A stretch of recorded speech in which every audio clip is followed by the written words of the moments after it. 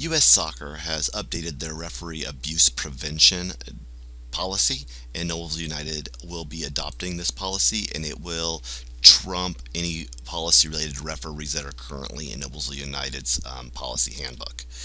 With that said, let's jump into this. The first thing you need to know is that they have labeled things non-physical and physical. And the penalties for coaches, fans, and players has greatly increased.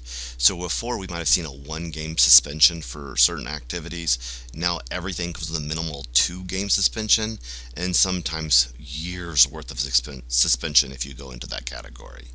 We have been blessed. We have not had many issues with referees and coaches, but it is good to know that if there is an issue, there is a punishment for that, and it is severe.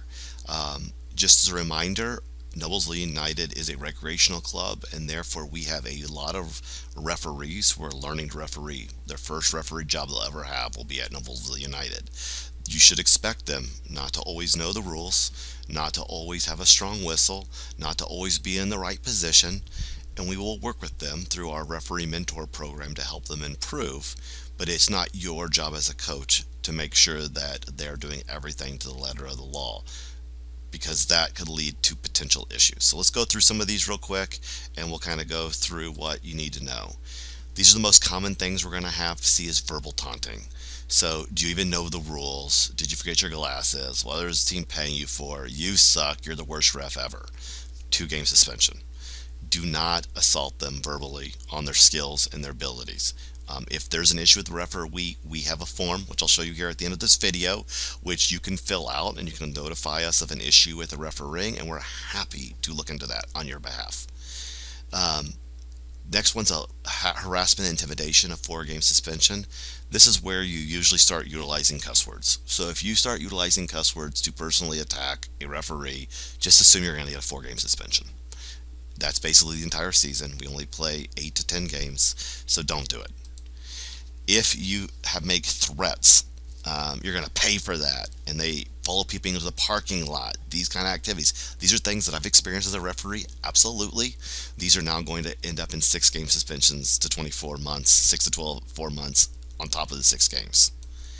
And then finally, if you go after people because of race, ethnicity, or religion, you're going to get even bigger bans. So don't do that. We've never had anything like that. I've never experienced anything like that. Physical abuse. So here's the deal. Minor or slight touching. So don't touch the referee unless it's a handshake and they're extending their hand to do it. Do not grab them. Do not tap them on the shoulder. Do nothing. Because this can lead to a 3 game suspension, or 1 month, or to 6 months, depending on the severity of it all. Beyond that, there's pushing and shoving. Never had an issue. That's a 10 game. Violent, where you throw something at the referee, 12 game. And then ultimately there's a mechanism to report this abuse. So with that said, let's look at, if there is an issue, how can you resolve it without confronting the referee.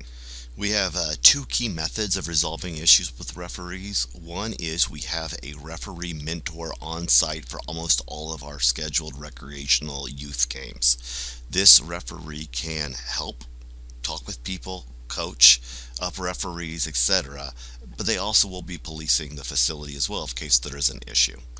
The second thing you can do is come to our contact form. It's available on our website, and you can fill in your information, and you can say that I have an incident, or use a post-game report, and that will say, what were you, what level of play was it, what date did it happen, what time was your game, what team was involved, what field were you on, and describe the issue, and you tell us what you think needs to happen.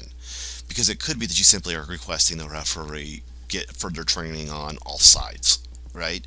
But it could be you're asking for something more severe based on the situation. So this is our method to help alleviate, so we don't have to go to the U.S. Soccer referee abuse policy document at all. We have a mechanism to do that.